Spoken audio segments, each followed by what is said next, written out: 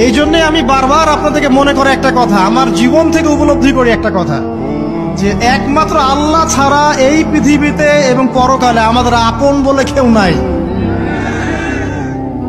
বাকি সবাই সবার স্বার্থের জন্য আছে। মানুষ মানুষের অবস্থানকেই মূল্যায়ন করে, মানুষ মানুষের অবস্থানকেই মূল্যায়ন করে।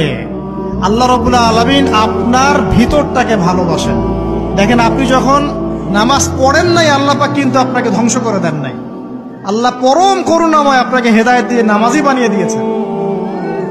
জীবন অনেক পাপ করেছেন, ইনস্ট্যান্ট আল্লাহ পাক শাস্তি দিতে পারতেন, আল্লাহ পাক দেন নাই। আল্লাহ আপনাকে ভালোবাসেন, আল্লাহ আমাকে ভালোবাসেন। আল্লাহ পাকের এই ভালোবাসার ঋণটা শোধ করার জন্য হলেও নামাজি হয়ে যান,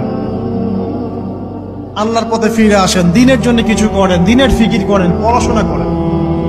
প্রিয় ভাইরা, আল্লাহ পাক তৌফিক